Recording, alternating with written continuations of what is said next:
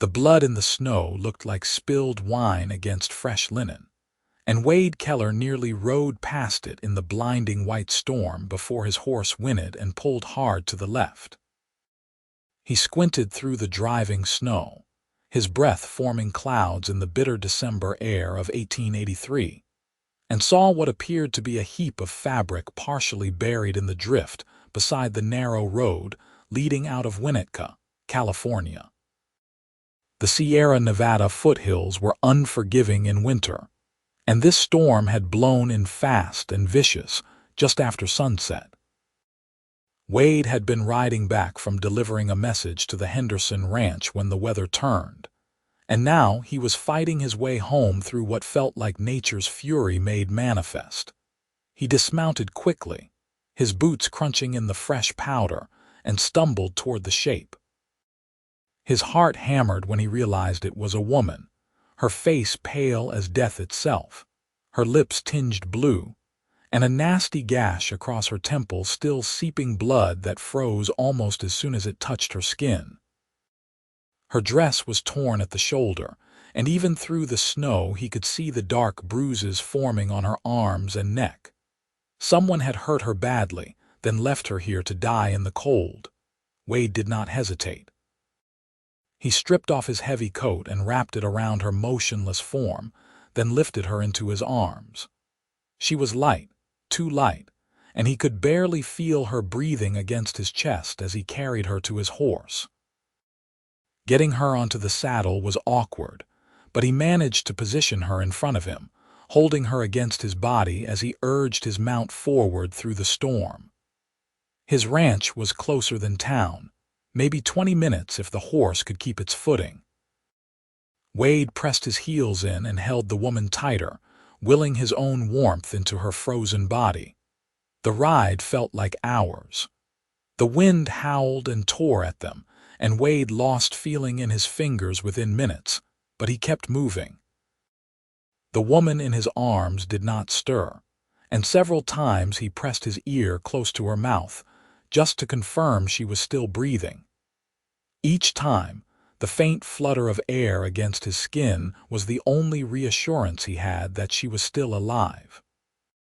When the outline of his small ranch house finally emerged from the white curtain of snow, Wade nearly wept with relief. He guided his horse into the barn, then carried the woman inside the house, kicking the door shut behind him with his boot. The fire in the hearth had burned down to embers, but it was still warmer than outside. He laid her on the braided rug near the fireplace and immediately set about building up the flames. Once the fire was crackling strong, Wade turned his full attention to the woman. He had never been married, had no sisters, and his mother had died when he was 12, but he knew enough about cold to understand what needed to happen. He grabbed every blanket in the house and piled them beside her, then gently began removing her wet, frozen clothing. Her dress was stiff with ice, and he had to work carefully to peel it away without causing more damage to her skin. Underneath, her body was a canvas of violence. Bruises in various stages of healing covered her ribs, her back, her thighs. Someone had been hurting her for a long time. Rage surged through Wade, hot and fierce, but he pushed it down. Right now, this woman needed help, not his anger. He wrapped her in the blankets, layering them thick, and positioned her as close to the fire as he dared. Then he heated water and began the slow, careful process of warming her extremities.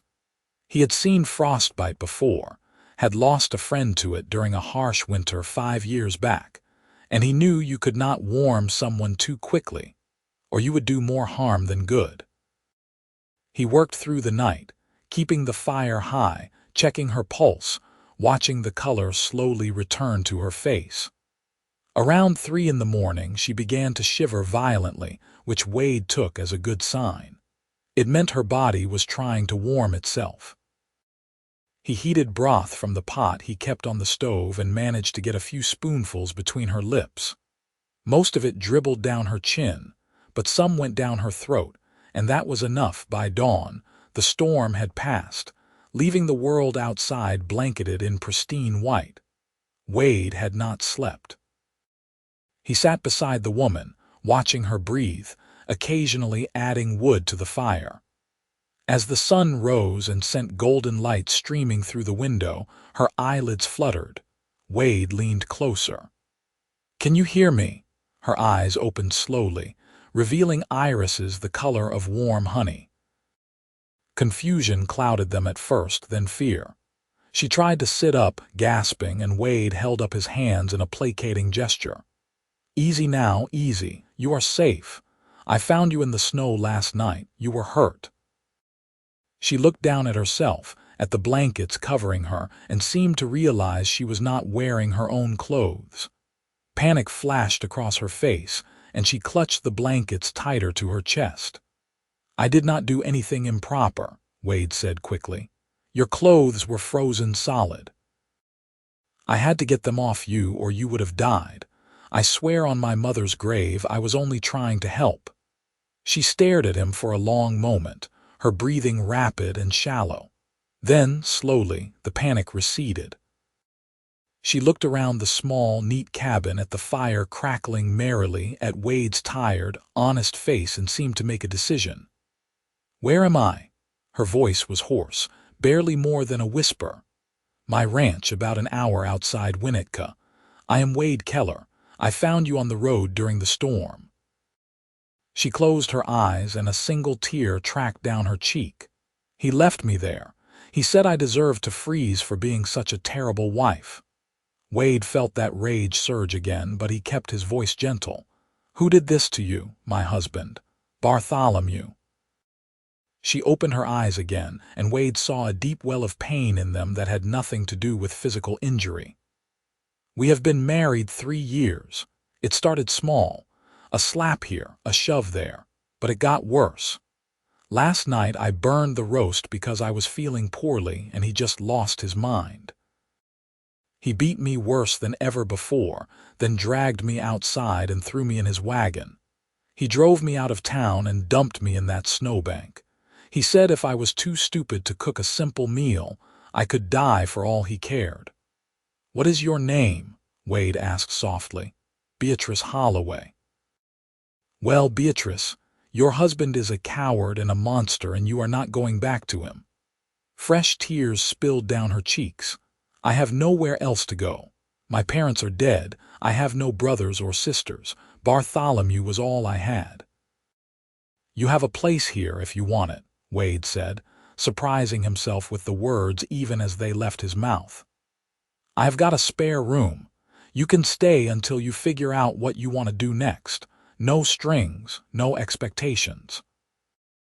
I just cannot in good conscience send you back to a man who would leave you to die." Beatrice stared at him as if he had spoken a foreign language. "You do not even know me. I know you did not deserve what happened to you. That is enough."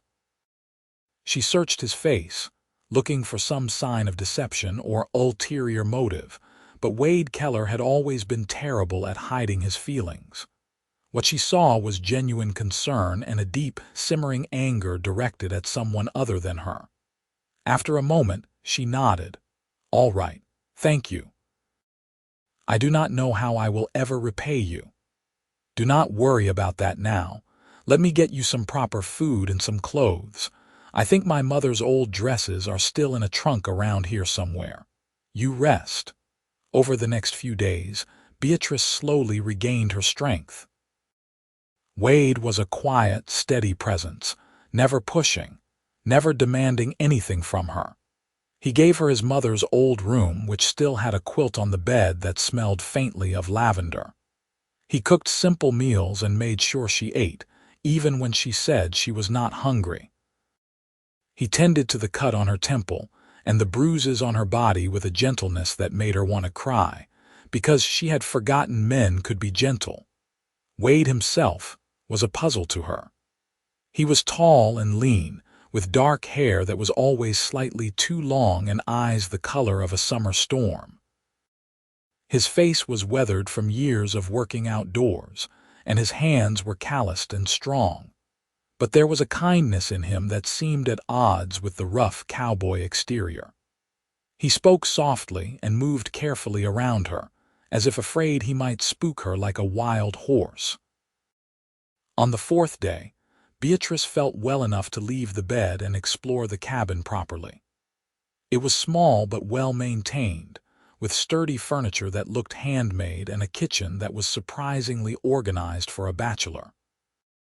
There were books on a shelf near the window, mostly tales of adventure and a few volumes of poetry. She pulled one down and found Wade's name inscribed on the inside cover in a childish hand. "I was not much for school, but my mother insisted I learn to read," Wade said from the doorway, making her jump. "Sorry, did not mean to startle you. It is all right, I was just being nosy." She put the book back carefully. "You have a nice home. It is not much, but it is mine. Built most of it myself after I saved enough money from working cattle drives. That was about 5 years ago. You live here alone, most of the time. I've got a few ranch hands who come during the busy seasons, but winter is quiet. Just me and the horses and a handful of cattle." Beatrice moved to the window and looked out at the snow-covered landscape. In the distance, she could see the mountains rising against a brilliant blue sky. It was beautiful in a stark, unforgiving way. "Bartholomew will be looking for me," she said quietly. "He will come here eventually." "Let him come," Wade said, and there was steel in his voice. "He will not touch you again. You do not understand. He is well known in Winnetka. He owns the Mercantile and half the buildings on Main Street. People respect him. They will believe whatever he tells them about me. Then we will tell them the truth." Beatrice turned to face him, her expression sad. "And who do you think they will believe? The upstanding businessman or his unstable wife? I have seen how this works, Wade. Women like me do not get justice." Wade was quiet for a moment, and Beatrice could see him struggling with the unfairness of it all. Finally, he said, "Then you stay here. As far as anyone else is concerned, I found you half frozen and brought you here, and you are still recovering. If Bartholomew comes around causing trouble, I will handle it. I cannot ask you to do that. You are not asking. I am offering." Something in his voice made Beatrice believe him, and for the first time since Bartholomew had thrown her in that snowbank, she felt a tiny flicker of hope. A week passed, then 2. The bruises on Beatrice's body faded from purple to yellow, and the cut on her temple healed into a thin red line. She started helping around the cabin, cooking meals and mending Wade's clothes, not because he asked, but because she needed to feel useful. Wade protested at first, saying she was supposed to be resting, but Beatrice insisted. "I cannot just sit around doing nothing," she said firmly. "Let me help." Wade relented, and they fell into an easy routine. He would rise before dawn to tend the animals, and she would have coffee and breakfast waiting when he came back inside, his cheeks red from the cold. They would eat together, talking about small things, and then Wade would head back out to work while Beatrice cleaned and cooked and read from his small collection of books. In the evenings, they would sit by the fire, and Wade would tell her stories about growing up in California, about the cattle drives he had worked and the places he had seen. Beatrice found herself laughing at his tales, something she had not done in years.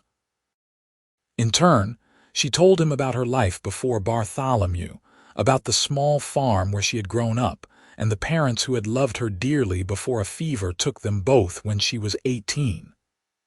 "I was so alone after they died," she said one night, staring into the flames. "Bartholomew seemed like an answer to prayer. He was charming and attentive, and he promised to take care of me. I thought I was lucky to have found him." "When did it change?" Wade asked gently. "Almost as soon as we were married. It was like he had been wearing a mask, and once the vows were said, he did not need it anymore. The first time he hit me was on our wedding night. I had said something he did not like, and he backhanded me so hard I fell. Then he cried and apologized and swore it would never happen again. She laughed bitterly. I believed him. I kept believing him every time. I kept thinking if I could just be a better wife, if I could just not make him angry, it would stop. But it never did.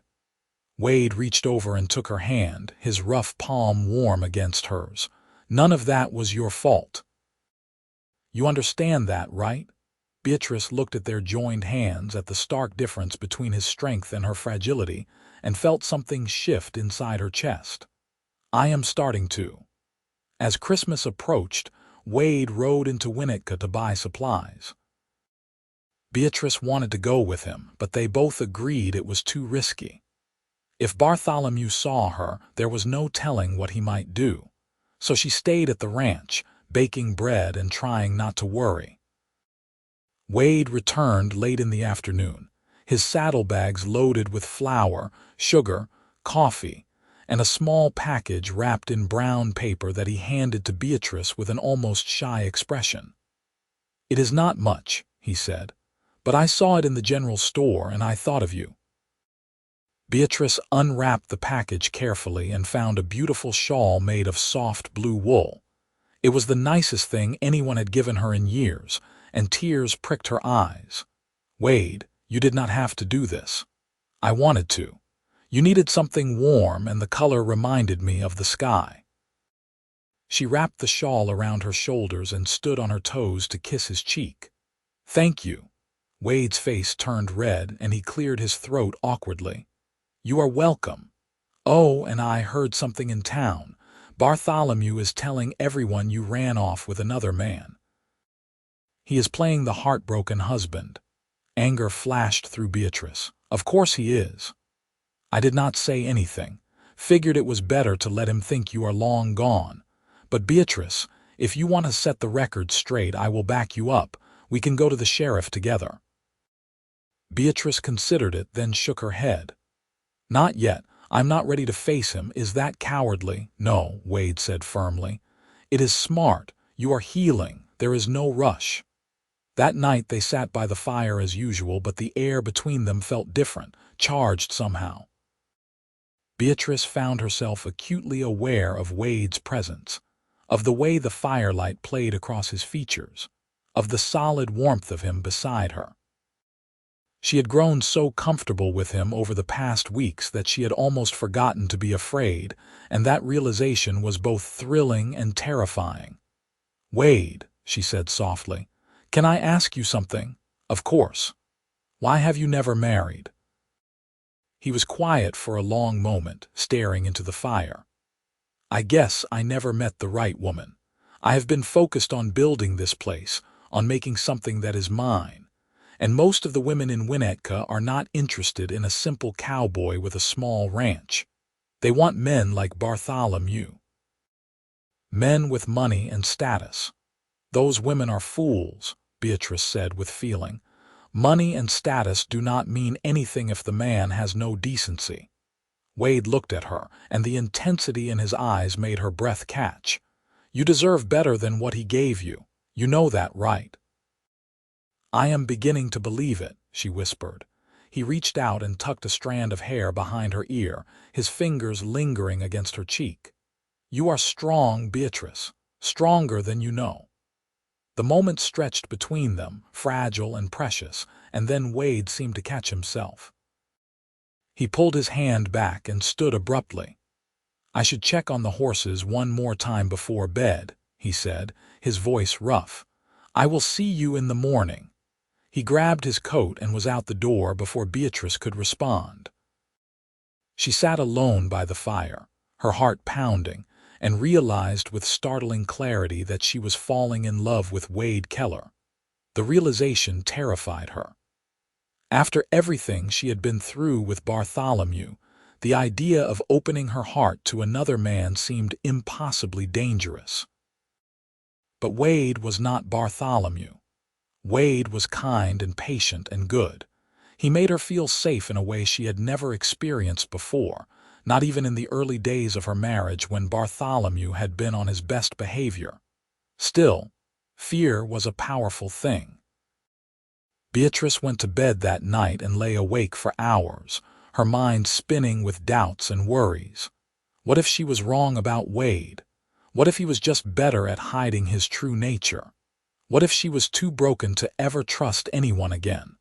The next morning, Wade was quieter than usual. He did his chores quickly and spent most of the day outside, avoiding the cabin. Beatrice tried not to feel hurt by his distance, but it stung nonetheless. Had she done something wrong? Had she misread the moment between them? By evening, she could not take it anymore.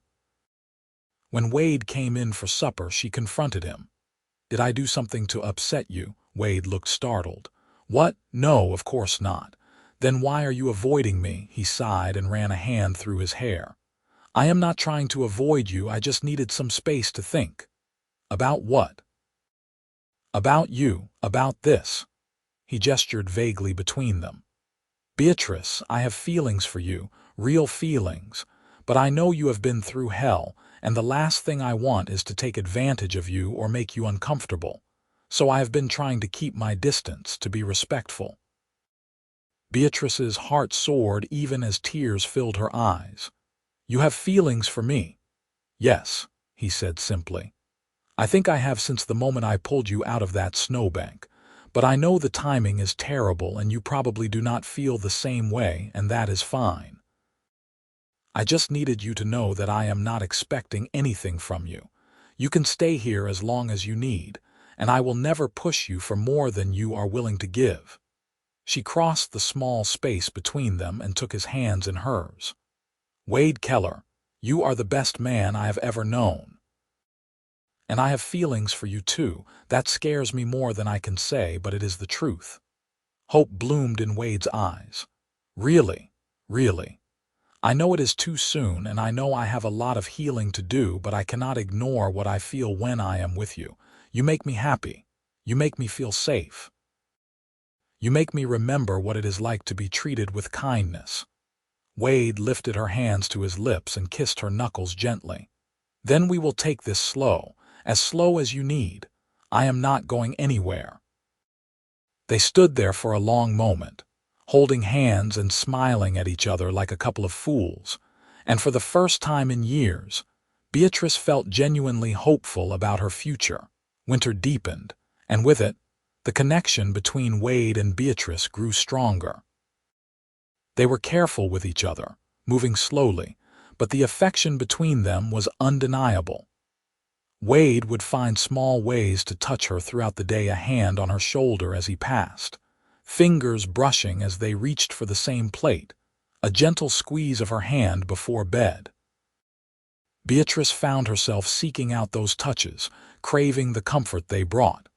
One evening in late January, Wade surprised her by bringing out a fiddle that had been tucked away in a corner of the cabin. "I did not know you played," Beatrice said, delighted. "I am not very good, but my father taught me before he passed. I have not played in a while." He drew the bow across the strings experimentally, making an adjustment before launching into a lively tune. Beatrice clapped along, and when Wade stood and offered his hand, she took it without hesitation.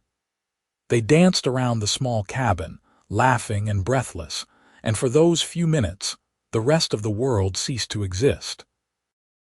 It was just the two of them, wrapped in music and joy and the simple pleasure of being together. When the song ended, they were standing close, Wade's arms around her waist, her hands on his shoulders. The laughter faded, replaced by something deeper and more intense. Wade cupped her face in his hands, his thumbs stroking her cheeks.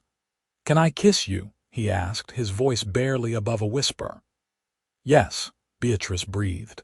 The kiss was soft and sweet, nothing like the rough, demanding kisses Bartholomew had forced on her.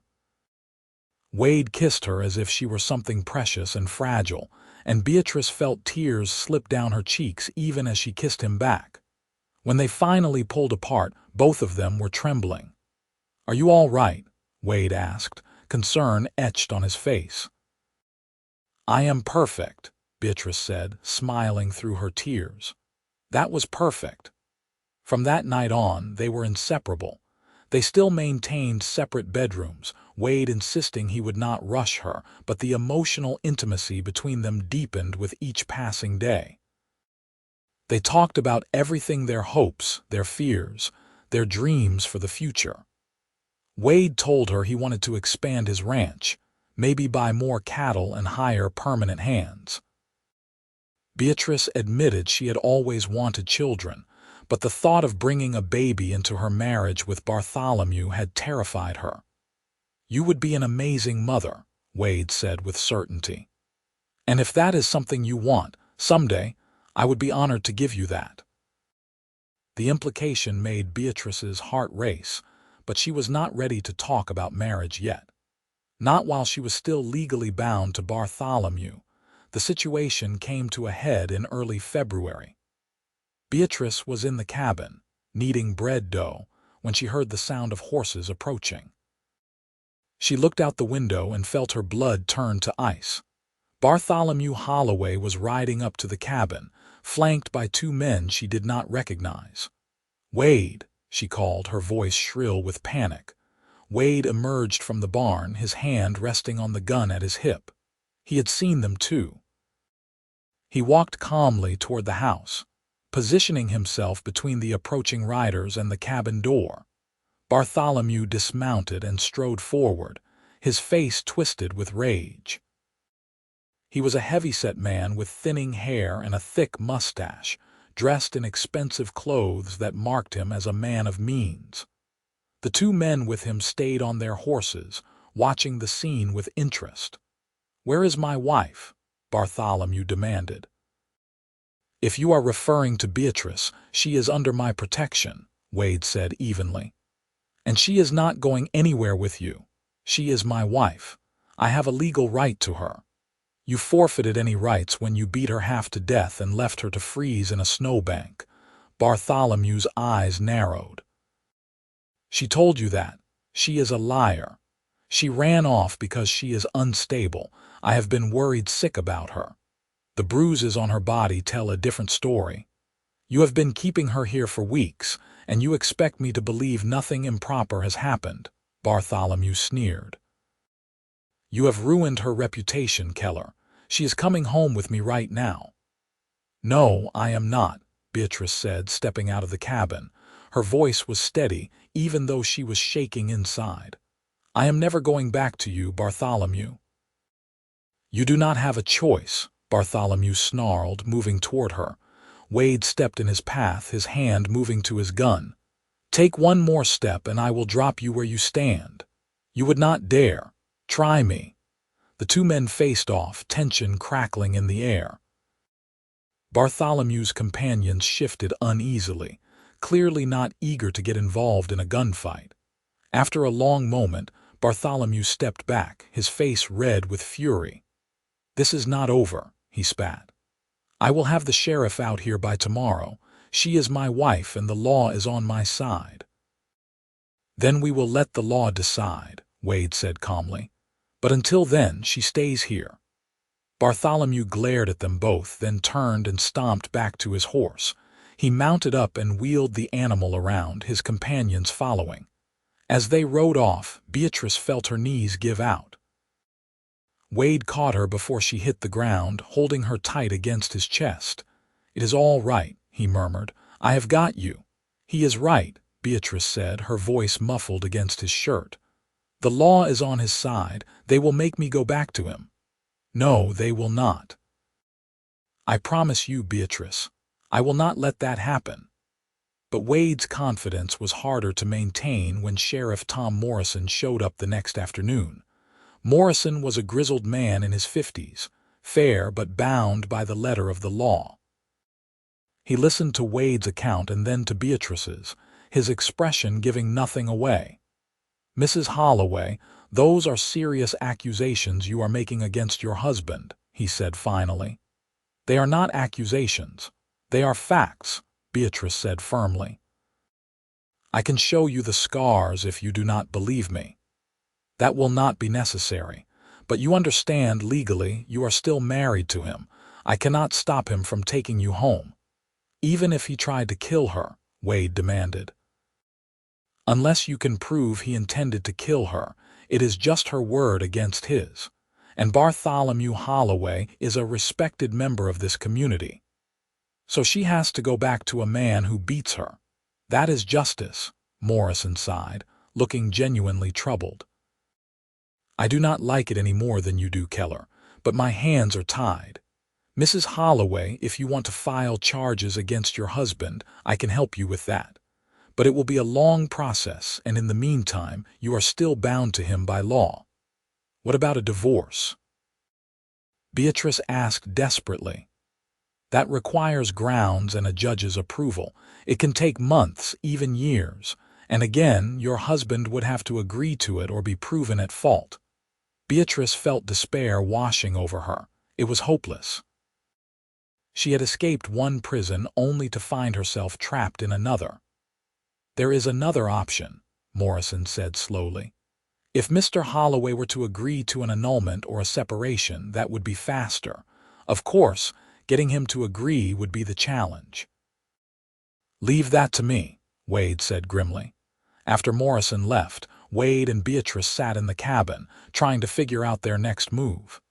Wade was convinced he could reason with Bartholomew, or at least intimidate him into leaving Beatrice alone. Beatrice was less optimistic. He will never agree to let me go, she said. It is not about love or even wanting me. It is about control. He cannot stand the idea of me escaping him. Then we will find another way.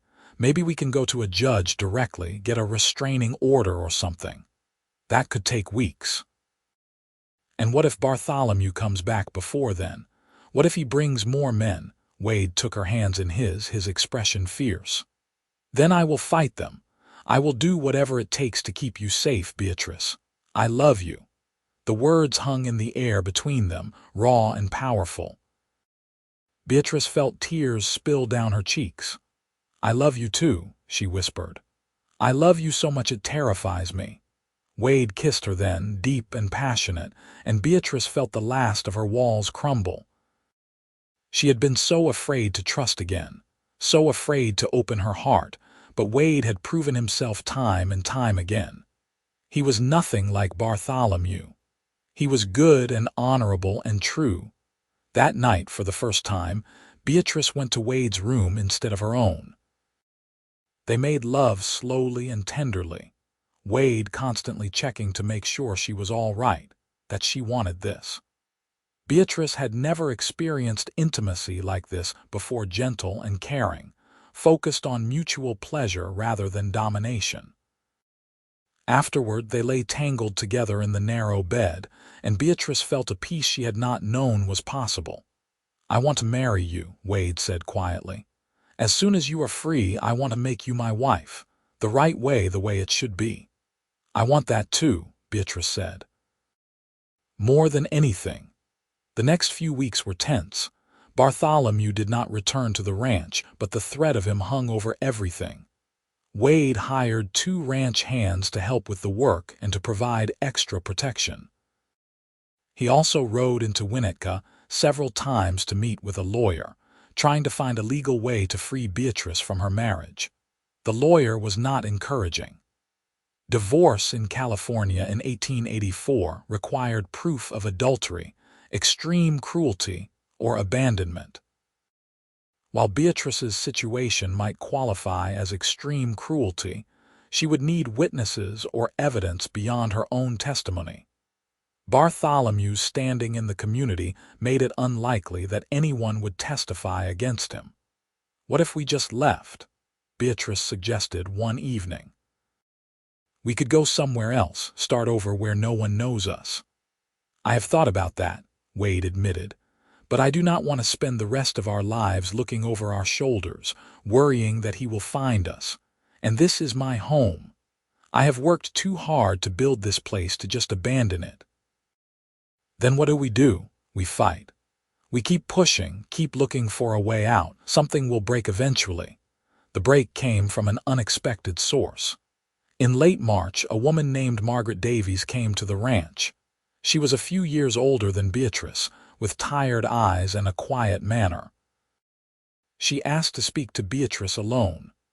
"I heard you were staying here," Margaret said once they were settled in the cabin. "I heard what happened with Bartholomew. I wanted you to know you are not the only one." Beatrice felt her stomach drop. "What do you mean?" "Before you, Bartholomew was married to my sister, Clara. They were married for 4 years. He beat her too. She finally got the courage to leave him, filed for divorce. A week later, she was found dead in her house. They said it was an accident, that she fell down the stairs. But Clara was not clumsy, and she had bruises on her neck that looked an awful lot like finger marks." Horror washed over Beatrice. "Did you tell the sheriff?" "I tried. But Bartholomew had an alibi. He was at the mercantile all evening, dozens of witnesses. So they ruled it an accident, and Clara was buried, and Bartholomew got away with it. I have been carrying that guilt for years. When I heard he had married again, I wanted to warn you, but I was too afraid. Then, when I heard what happened to you, that you survived, I knew I had to speak up." "Would you testify to this? Would you tell a judge what you just told me?" Margaret hesitated, then nodded. "Yes. I should have done it years ago. Maybe I can help you get away from him before he does to you what he did to Clara." With Margaret's testimony and Beatrice's own account of abuse, Wade's lawyer believed they had a strong case for divorce on the grounds of extreme cruelty. They filed the paperwork and requested an emergency hearing, citing Beatrice's fear for her life. Bartholomew fought back hard. He hired his own lawyer and began a campaign to discredit both Beatrice and Margaret. He spread rumors that Beatrice had been unfaithful, that she and Wade had been carrying on an affair long before she left him. He painted Margaret as a bitter spinster seeking revenge. The town of Winnetka was divided. Some people believed Bartholomew, while others began to whisper about Clara's death and wonder if there was more to the story. The hearing was set for late April in the county courthouse. Wade and Beatrice traveled to the courthouse together, along with Margaret and the lawyer. Beatrice was terrified, but Wade held her hand the entire way, giving her strength. The hearing was brutal. Bartholomew's lawyer attacked Beatrice's character, questioning her morals and suggesting she had fabricated the abuse to justify her adultery. Beatrice held her ground, describing in painful detail the years of violence she had endured. She showed the judge the scars on her body, the ones that had not fully faded. Margaret testified about Clara's death and the suspicious circumstances surrounding it. The judge was an older man named Harold Peterson, known for being stern but fair. He listened to both sides without interruption, his expression unreadable. When the testimonies were finished, he took a recess to consider his decision. The wait felt like an eternity. Beatrice sat in the hallway with Wade, her heart pounding so hard she thought it might burst. Wade kept his arm around her, murmuring reassurances, but she could see the tension in his jaw. Finally, they were called back into the courtroom. Judge Peterson looked down at them from the bench, his expression grave. "I have heard a great deal today," he began. "And I must say, this is one of the more disturbing cases I have presided over. Mrs. Holloway, your testimony was compelling and consistent. Mr. Holloway, your character witnesses were impressive, but they do not explain the physical evidence Mrs. Holloway presented. Furthermore, Mrs. Davies's testimony regarding her sister's death raises serious questions that I believe warrant further investigation." Bartholomew's face went red, but he said nothing. "Therefore," Judge Peterson continued, "I am granting the divorce on the grounds of extreme cruelty. Mrs. Holloway, you are hereby released from your marriage to Bartholomew Holloway, effective immediately. You are also granted a restraining order against Mr. Holloway. He is not to come within 100 yards of you under penalty of arrest." Beatrice felt the world spin. She grabbed Wade's hand, tears streaming down her face. "Additionally," the judge said, "I am ordering an investigation into the death of Clara Davies. Sheriff Morrison, you will work with the county investigator to review the case." Bartholomew stood abruptly, his chair scraping loudly against the floor. "This is an outrage. You are taking the word of two hysterical women over mine. Mr. Holloway, you will sit down and be silent, or I will hold you in contempt," Judge Peterson said sharply. "This hearing is adjourned." Outside the courthouse, Beatrice collapsed into Wade's arms, sobbing with relief. It was over. She was free. Margaret stood nearby, crying as well, and Beatrice reached out to pull her into the embrace. "Thank you," Beatrice said through her tears. "Thank you for being brave enough to speak up." "I should have done it years ago," Margaret said. "Maybe if I had, Clara would still be alive." "You did it now," Wade said gently. "That is what matters. You may have saved Beatrice's life." The investigation into Clara's death moved forward, and while it would take months to complete, the scrutiny damaged Bartholomew's reputation irreparably. Many of his business associates began to distance themselves from him, and the people of Winnetka started to see him in a new light. He eventually sold his mercantile and left town, though where he went, no one knew or cared. With the divorce finalized and Bartholomew gone, Wade and Beatrice were finally free to build the life they had dreamed of. Wade proposed properly, getting down on one knee in front of the fireplace where they had spent so many evenings together. "Beatrice Holloway, you are the strongest, bravest, most beautiful woman I have ever known.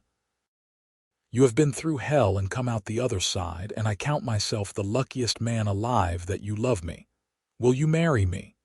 "Yes," Beatrice said, laughing and crying at the same time. "Yes, 1,000 times yes." They were married in late June in a small ceremony at the ranch. Margaret was Beatrice's witness, and one of Wade's ranch hands stood up for him.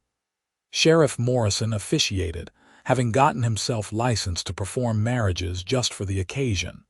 It was simple and perfect, and when Wade kissed his bride, Beatrice felt as if her heart might burst with happiness. The years that followed were the happiest of Beatrice's life. She and Wade worked the ranch together, building it into a prosperous operation. They added on to the house, creating more space for the family they both wanted. In the spring of 1885, Beatrice gave birth to a healthy baby boy they named William. 2 years later, a daughter named Rose joined the family, and 2 years after that, another son they called James. Beatrice proved to be a natural mother, patient and loving, and Wade was a devoted father. He taught his sons to ride and rope, and he was just as likely to be found having tea parties with Rose as he was working cattle. The children grew up surrounded by love and laughter, never knowing the fear and violence that had marked their mother's first marriage. Margaret became a regular visitor to the ranch, and over time, she and Beatrice became as close as sisters. Margaret never married, but she seemed content with her life, running a small dressmaking business in Winnetka and serving as the beloved aunt to Beatrice's children. As the children grew older, Beatrice sometimes thought about how close she had come to dying in that snowbank. The scars from her time with Bartholomew never fully faded, both physical and emotional, but they became part of her story rather than the entirety of it. She had survived, and more than that, she had thrived. She had found love and safety and joy, things she had once believed were beyond her reach. One evening in the fall of 1892, Beatrice and Wade sat on the porch of their ranch house, watching the sun set over the mountains. The children were inside doing their homework, their voices drifting through the open window. Wade's arm was around Beatrice's shoulders, and she leaned into his warmth, feeling utterly content. "You ever regret it?" Wade asked quietly. "The hard road it took to get here." Beatrice thought about it for a moment, then shook her head. No, I wish I had not had to go through what I did with Bartholomew, but without that, I would never have ended up here. I would never have met you, and I cannot imagine my life without you. Wade kissed her temple. I love you, Beatrice Keller. I love you too, Wade, more than words can say. They sat in comfortable silence as the stars began to appear in the darkening sky. In the distance, a coyote howled and one of the horses in the barn whinnied in response.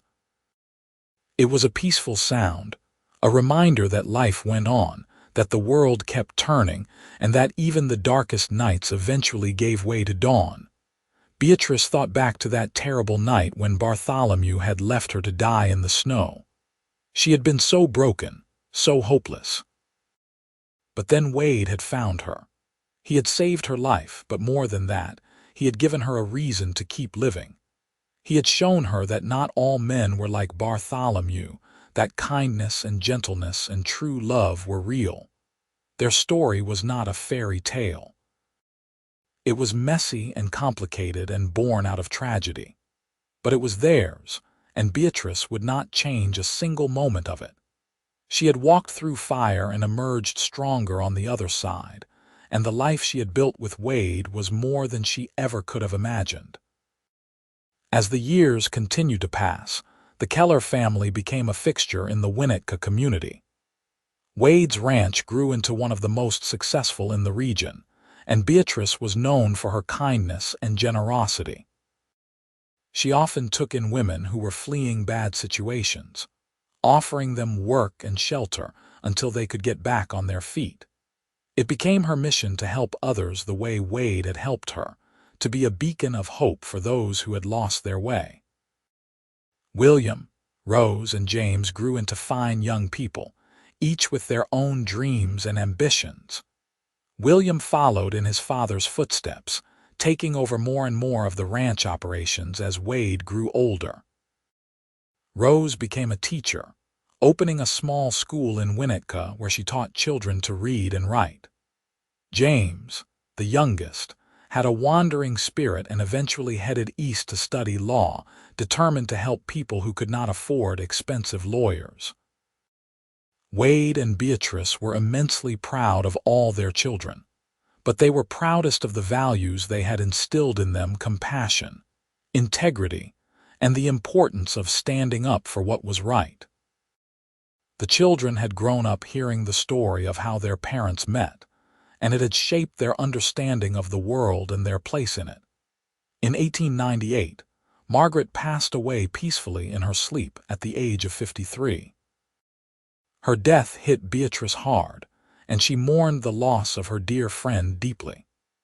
But she took comfort in knowing that Margaret had lived long enough to see Bartholomew's reputation destroyed, and to know that she had helped save Beatrice's life.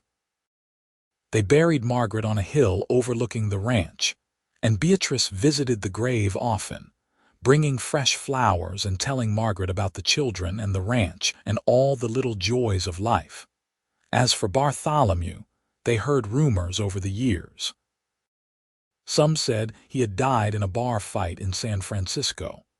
Others claimed he had married again and moved to Oregon. Beatrice did not care what had happened to him. He was part of her past, a dark chapter that was firmly closed. She refused to waste any more of her life thinking about the man who had tried to destroy her. In the summer of 1905, Wade and Beatrice celebrated their 20th wedding anniversary with a big party at the ranch. All their children were there, along with dozens of friends and neighbors. There was music and dancing and more food than anyone could eat. And as the sun set and lanterns were lit across the yard, Wade pulled Beatrice onto the makeshift dance floor. They moved together slowly, lost in their own world, just as they had been that first night he had played the fiddle for her. Beatrice looked up at her husband, at the silver threading through his dark hair and the lines around his eyes, and felt a surge of love so intense it took her breath away. "What are you thinking about?" Wade asked, noticing her expression. I am thinking about how lucky I am, Beatrice said softly. How lucky we both are. We have built something beautiful together, Wade. Something that will last long after we are gone. We have, Wade agreed. And I would do it all again in a heartbeat. Every moment with you has been a gift. They kissed there under the stars, surrounded by the people they loved, and Beatrice felt a sense of completeness that she knew would carry her through whatever years remained. She had survived the worst that life could throw at her, and she had come out the other side stronger and more alive than ever. She had found love in the most unexpected place, with the most unexpected person, and that love had transformed everything. As the party continued late into the night, with laughter and music filling the air, Beatrice allowed herself to simply be present in the moment. She was no longer the broken, frightened woman Wade had pulled from that snowbank 22 years ago. She was a wife, a mother, a friend, a pillar of her community. She was whole. And when she finally went to bed that night, curled up beside the man who had saved her in every way a person could be saved, she fell asleep with a smile on her face and peace in her heart, knowing that she had found her happily ever after against all odds. The years rolled on gently after that anniversary celebration. Wade and Beatrice aged gracefully together, their love deepening with each passing season. They became grandparents when William married a lovely young woman named Catherine, and they had 3 children of their own. Rose married a fellow teacher, and James eventually returned home with his new wife, a spirited lawyer like himself, ready to open a practice in Winnetka, where he could serve the people who needed legal help but could not afford it. The ranch remained vibrant and productive, though Wade began to slow down in his late 50s. Beatrice would watch him from the porch as he walked the property, moving more carefully than he once had, and her heart would ache with tenderness. They had been through so much together, survived so much, and she cherished every moment they had. In the spring of 1912, Wade fell ill with pneumonia. The doctor came from town and did what he could, but Wade was 61 years old and his body was tired. Beatrice sat by his bedside day and night, holding his hand, reminiscing about their life together. The children came and went, bringing the grandchildren to say their goodbyes, and Wade smiled at each of them, his eyes full of pride and love. On a quiet morning in April, with the sun streaming through the bedroom window and birds singing outside, Wade squeezed Beatrice's hand one last time. "I love you," he whispered. "Thank you for the most wonderful life." "I love you too," Beatrice said, tears streaming down her face. "Thank you for saving me. Thank you for everything." Wade smiled, closed his eyes, and slipped away peacefully. Beatrice held him for a long time after, crying but also feeling grateful for the 27 years they had shared as husband and wife. He had given her everything: love, safety, family, purpose. He had shown her what it meant to be truly cherished. They buried Wade on the same hill as Margaret, overlooking the ranch he had built with his own 2 hands. The entire town turned out for the funeral, a testament to the man he had been and the impact he had made. Beatrice stood surrounded by her children and grandchildren, drawing strength from their presence, and said goodbye to her beloved husband. In the months that followed, Beatrice grieved deeply, but she did not fall apart. Wade had made her strong, had taught her that she was capable of far more than she had ever imagined. She continued to run the ranch with William's help, and she continued her work helping women in need. It was what Wade would have wanted, and it gave her purpose in the empty days without him. Years passed. Beatrice's hair turned white, and her hands became gnarled with arthritis, but her spirit remained strong. She lived to see her grandchildren grow up and have children of their own. She told them stories about their grandfather, about the night he found her in the snowbank and changed her life forever. She wanted them to know that love was real, that kindness mattered, that one person could make all the difference. On a warm summer evening in 1926, Beatrice Keller passed away in her sleep at the age of 71. She was surrounded by family, having spent the day playing with her great-grandchildren and watching the sunset from her beloved porch one last time. She died peacefully, with a smile on her face, dreaming of Wade. They buried her beside her husband on the hill overlooking the ranch. Her children and grandchildren and great-grandchildren gathered to say goodbye, and as they lowered her casket into the earth, a gentle breeze blew across the valley, carrying with it the scent of wildflowers and the promise of spring. The ranch continued on through the generations, passed down from parent to child, each one carrying forward the legacy of love and resilience that Wade and Beatrice had built. The story of how they met became family legend, told and retold until it was woven into the very fabric of who they were. From the darkest moment of despair in a frozen snowbank to a life filled with joy, family, and purpose, Beatrice had traveled an impossible distance. And through it all, Wade had been there first as her savior, then as her partner, and always as her truest love. Their love story was not without pain and hardship, but it was real and true and lasting. It proved that even from the ashes of tragedy, something beautiful could grow. It showed that one act of kindness could ripple outward, changing not just one life but generations of lives to come. And so their story lived on, long after they were gone, inspiring those who came after to be brave, to be kind, to believe in the possibility of redemption and new beginnings. Because in the end, that was what Wade and Beatrice's story was truly about: the power of second chances, the strength it takes to heal, and the extraordinary things that can happen when two people choose to love each other through everything life throws their way. The ranch stood as their monument, the children and grandchildren and great-grandchildren as their legacy. But more than that, the love they had shared and the example they had set continued to echo through time, a reminder that even in the darkest winter, spring always comes, and that the warmth of true love can thaw even the most frozen heart. Their journey had begun in blood and snow and desperation, but it had ended in peace and joy and fulfillment. And that, perhaps, was the greatest miracle of all, that from such a terrible beginning, such a beautiful life had bloomed. Wade had found Beatrice when she needed saving most, but in truth, they had saved each other. They had given each other everything that mattered: love, family, hope, and a future bright with possibility.